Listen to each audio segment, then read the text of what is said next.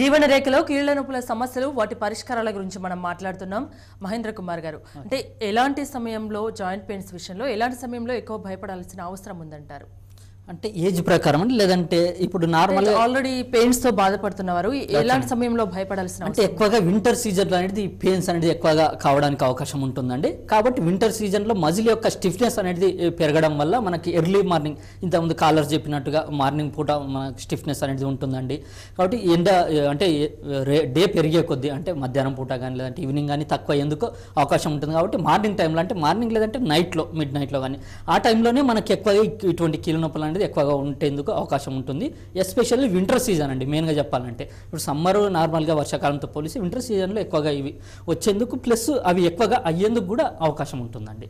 అంటే మోకాళ్ళ నొప్పుల సమస్యలు అంటే ఇంతకు ముందు కాలంలో వయసు పైబడిన వారికి ఎక్కువగా వచ్చింది. ఇప్పుడు యంగ్ ఏజ్ లో కూడా వస్తున్నాయి. అప్పటికి ఇప్పటికి తేడా ఏంటంటే అంటే లైఫ్ స్టైల్లోనండి. లైఫ్ స్టైల్ కాదు లేదంటే వాళ్ళు చేసే మీల్స్ని బట్టి కానీ లేదంటే వాళ్ళు తీసుకునే పదార్థాలు కానీ లేదంటే పొల్యూషన్ కానీ అదేవిధంగా వెయిట్ అనేది మెయిన్గా మోకాళ్ళ నొప్పులు రావడానికి ఈ రోజుల్లో లైఫ్ స్టైల్తో పాటుగా మోకాళ్ళ నొప్పి ఇది ఓవర్ వెయిట్ అనేది ఎక్కువ కారణమవుతుందండి. కాబట్టి ఈ వెయిట్ వల్ల అదేవిధంగా హార్మోనల్ ఇంబ్యాలెన్స్ వల్ల కూడా కొద్ది వరకు ఇటువంటి వచ్చేందుకు అవకాశం ఉంటుందండి. కాబట్టి ఈ లైఫ్ స్టైల్ అనేది మనము మళ్ళీ పూర్వకాలం లాగా అంటే టైం ప్రకారం తినడం కానీ టైం ప్రకారం పడుకోవడం అదేవిధంగా ఫుడ్ విషయంలో కూడా కొన్ని జాగ్రత్తలు పాటించడం వల్ల కూడా ఇటువంటి తగ్గేందుకు అవకాశం ఉంటుందండి. ఆహారం విషయంలో ఎలాంటి కేర్ తీసుకోవాలి, ఎలాంటి తీసుకుంటే ఇలాంటి సమస్యలు రాకుండా ఉంటాయి? ఓకేనండి. ముఖ్యంగా మనము ఎక్కువగా దుంపగడ్డలు తీసుకోవడము లేదంటే శనగపిండికి సంబంధించిన వస్తువులు ఎక్కువగా తీసుకోవడము వీటి వల్ల మనకి ఇటువంటి మోకాల నొప్పులు ఎక్కువ మోకాలు గారు ఏదైనా పెయిన్స్ అనేది అంటే వాత నొప్పులు అంటే వాతానికి సంబంధించిన వాత పిత్త కఫ అని ఇంతకుముందు తెలుసు వాత నొప్పులు అనేది ఎక్కువగా వచ్చేందుకు అవకాశం ఉంటుంది. కాబట్టి కొద్ది వరకు వాతాహార డ్రగ్స్ అయినటువంటి మిల్కే తీసుకోండి లేదంటే కొన్ని రకాలు చెప్తారండి. రాస్నా వాతాహారణం రాస్నా అని ఒక డ్రగ్ కానీ లేదంటే అశ్వగంధ కానీ కొద్దిగా బలం పరంగా ఇటువంటి కొద్ది వరకు తీసుకుంటుండి అదేవిధంగా కాల్షియం సబ్స్టాన్సెస్ మిల్క్ కానీ ఎగ్స్ కానీ ఇటువంటి కొద్ది వరకు తీసుకుంటుంటే మాత్రం కంపల్సరీ తగ్గేందుకు అవకాశం ఉంటుంది. అదేవిధంగా కూరగాయలు ఎక్కువ తీసుకోవడం నాన్ వెజ్ తగ్గించుకోవాలండి. కంపల్సరీ నాన్ వెజ్ ఎక్కువ తీసుకోవడం వల్ల కూడా వాత ప్రకోపం అనేది ఎక్కువ అయ్యేందుకు అవకాశం ఉంటుంది. కాబట్టి ఇటువంటి తీసుకుంటూ మనం కరెక్ట్ టైం ప్రకారం తినడం ఎక్కువగా వాటర్ తీసుకోవడము ఇటువంటి ఉంటే మాత్రం కంపల్సరీ తగ్గేందుకు అవకాశం ఉంటుంది. అదేవిధంగా పూర్వకాలంలో మనం తీసుకున్నట్లయితే రోజు ఆయిల్ బాత్ చేసుకొని అంటే మొత్తం ఆయిల్ అప్లికేషన్ చేసుకొని వాళ్ళు స్నానం అనేది చేసేవారండి. కానీ ఈ రోజుల్లో అది ఎవ్వరు చేయట్లేదు. అంటే మేబీ అనేక రకమైన కారణాల వల్ల లైఫ్ స్టైల్ వాళ్ళు తేడాలు రావడం వల్ల కనీసం ఈ రోజుల్లో కనీసం 1 వీక్ ఒకసారైనా మొత్తం ఆయిల్ అప్లికేషన్ చేసుకొని బాడీకి ఆయిల్ అప్లికేషన్ చేసుకుంటే మాత్రం కంపల్సరీ ఇది ఫ్యూచర్లో రాకుండా ఉండడానికి అవకాశం ఉంటుందండి. కాల్ రిసీవ్ చేసుకుందామండి. మహబూబ్ నగర్ నుండి మాలతి గారు మాట్లాడండి. హలో మాట్లాడండి. హలో డాక్టర్ గారు నమస్కారం అండి. నమస్తే అండి, చెప్పమ్మా. మా అమ్మగారికి కాళ్ళ నొప్పులు అండి. 3 డేస్ ముందు అసలు లేవలేకపోయింది. ఓకేనమ్మా. అయితే విపరీతమైన నొప్పులు ఉంటాయి. 58 ఉంటది ఏజ్. ఓకేనమ్మా. దానికి ఏమైనా సలహా ఇస్తారా? అంటే కంపల్సరీ దీనికి చాలా ఆయుర్వేదిక్ చాలా మంచి మెడిసిన్స్ ఉన్నాయమ్మా. ఇంటర్నల్ మెడిసిన్తో పాటు ఎక్స్టర్నల్గా థెరపీస్ ఉంటాయి. అదేవిధంగా మెడికేటెడ్ ఆయిల్స్ అనేవి ఉంటాయమ్మా. ఆయిల్ అప్లికేషన్ చేసుకుంటే మాత్రం రోజుకి తగ్గే అవకాశాలు ఉన్నాయమ్మా. ప్లస్ దాంతోపాటుగా ఫుడ్లో కూడా కొద్ది చేంజెస్ చేసుకోవడం ఎక్కువగా మిల్క్ తాగడం కానీ ఇటువంటి అంటే బోన్స్ పరంగా కొద్దిగా జాగ్రత్తలు తీసుకుంటే మాత్రం కంపల్సరీ తగ్గేందుకు అవకాశం ఉంటుంది. అదేవిధంగా ఎక్కువ దూరం నడవకుండా ఉండడము ఎగుడు దిగుడు ప్రదేశాల్లో కానీ అదేవిధంగా మెట్లెక్కి దిగడం కానీ అదేవిధంగా ఇప్పుడు మోకాళ్ళ నొప్పుల సమస్యలతో బాధపడేవారు కంపల్సరీగా వెస్టర్న్ టాయిలెట్ అనేది కంపల్సరీగా యూజ్ చేయడం మంచిదమ్మా. కాల్ రిసీవ్ చేసుకుందామండి. ఏఎస్రావు నగర్ నుండి విశ్వనాథ్ గారు మాట్లాడండి. Hello, good morning. నమస్తే అండి, మాట్లాడండి. డాక్టర్ గారు. ఓకే, చెప్పండి. నమస్కారం అండి. నమస్తే అండి, చెప్పండి. నాకు హలో చెప్పండి. నమస్తే అండి. నమస్తే అండి, చెప్పండి. నాకు ఒక 1 మంత్ నుంచి లెఫ్ట్ షోల్డర్ బాగా పెయిన్ఫుల్ గా ఉంటుందండి. ఓకేనండి. అయితే నేను యాక్చువల్లీ ఇంతవరకు ఏ డాక్టర్ దగ్గరికి పోలేదు. ఓకేనండి. ఏదో సమ్ ఆయిల్ అప్లై చేసినా కానీ తగ్గట్లేదు మళ్ళా. ఓకేనండి.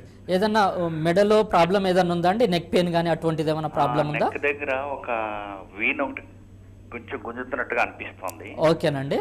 అయితే యాక్చువల్గా మరి నేను మిమ్మల్ని కలుద్దామని అనుకుంటున్నాను. ఇప్పుడు ఈ ప్రోగ్రామ్ బాగా నచ్చింది నాకు. ఓకేనండి. కంపల్సరీ అంటే సర్వైకల్ స్పాండిలోసిస్ అనేది ఉండేందుకు అవకాశం ఉంటుందండి.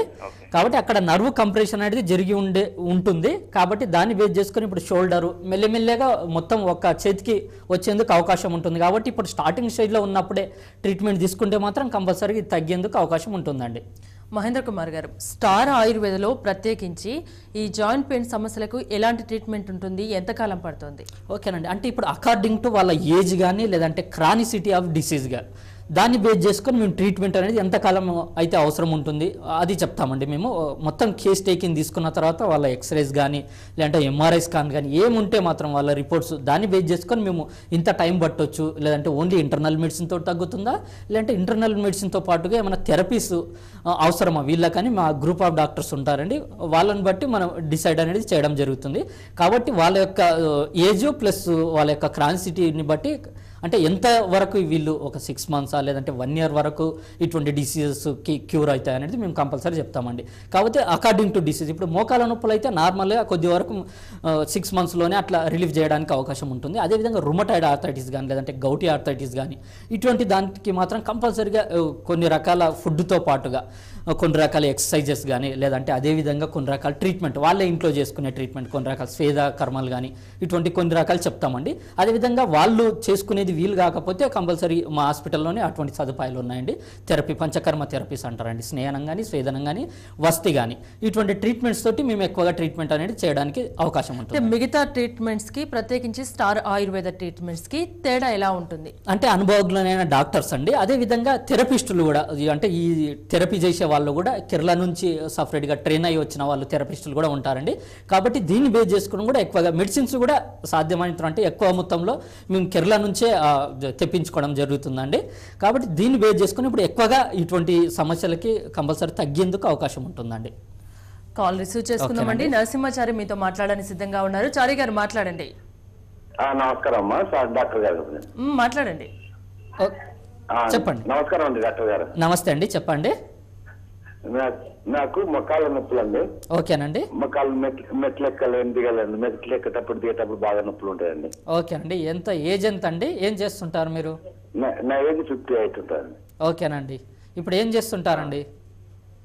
నేను ప్రైవేట్ కంపెనీలో జాబ్ చేస్తున్నాను. ఓకేనండి, అంటే ఎక్కువ దూరం నడవడం కానీ ఇటువంటి ఏమన్నా ఉంటాయండి? ఎక్కువగా నడవటం ఏముండదు సార్, నడవటం ఏముండదు. ఓకే ఓకేనండి, అంటే ఇప్పుడు ఎక్కువగా మెట్లెక్కి దిగడం అలాంటివి చేస్తుంటారండి నార్మల్గా?